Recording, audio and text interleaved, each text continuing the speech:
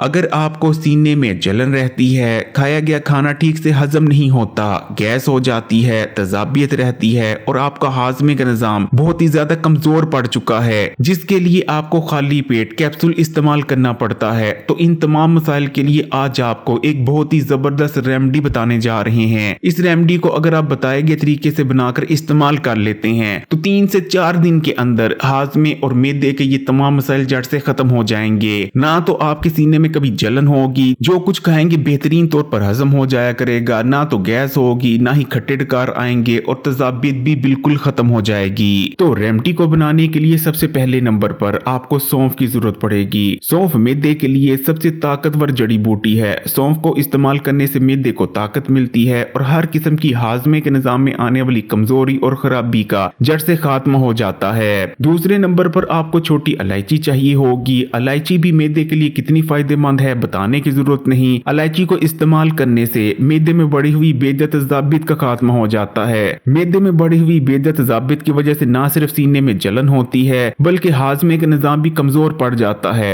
मैदे में बढ़ी हुई तजाबियत और भी बेशुमार बीमारियों की असल वजह बनती है। इसके अलावा इलायची का इस्तेमाल मैदे में होने वाले डैमेज यानी जो मैदे में जख्म वगैरह हो जाते हैं उनको भी हील कर देती है। तीसरे नंबर पर आपको सफेद जीरे की जरूरत पड़ेगी। सफेद जीरा भी मैदे और हाजमे के निजाम के लिए अक्सीर की हैसियत रखता है। सफेद जीरे को इस्तेमाल करने से मैदे में डाइजेस्टिव जूसेस पैदा होते हैं जो कि खाने को तेजी से ब्रेक डाउन कर हजम करने में मदद करते हैं, जिस वजह से खाना बहुत जल्द हजम हो जाता है, ना कि घंटों तक आपके पेट और मैदे में ही पड़ा रहता है। चौथे नंबर पर आपको सौंठ की जरूरत पड़ेगी। सौंठ भी मैदे को ताकत देती है और हाजमे के निजाम में आने वाली कमजोरियों को दूर करती है। पांचवें नंबर पर आपको ड्राई पुदीने की जरूरत पड़ेगी। पुदीने के इस्तेमाल से बदहजमी जड़ से खत्म हो जाती है। पुदीना आंतों में गुड बैक्टीरिया को बढ़ाता है जो कि खाने को ब्रेक डाउन करने और हजम करने में मदद करते हैं। तो आपने ये तमाम चीजें बराबर वजन में ले लेनी है, यानी हम वजन ले लेनी है और पांचों चीजों को हम वजन लेने के बाद आपने इन्हें ग्राइंड कर इनका एक पाउडर यानी सफूफ तैयार कर लेना है। अब आपने इस सफूफ को किसी भी बोतल या एयर टाइट जार वगैरह में डालकर महफूज करके रख सकते हैं। इस सफूफ को आपने इस्तेमाल कैसे करना है वो बताने से पहले आपको चंद परहेजें बता देते हैं जो कि इस सफूफ को इस्तेमाल करने के दौरान अगर आप कर लेते हैं तो हर किस्म की हाजमे की खराबी और कमजोरी का जड़ से खात्मा हो जाएगा। तजाबियत हो, सीने में जलन हो, ये जितने भी मसाइल हैं जिंदगी में दोबारा आपको नहीं होंगे। सबसे पहली एहतियात तो आपने ये करनी है कि आपने कभी भी खाली पेट तली भुनी चीजों का इस्तेमाल नहीं करना।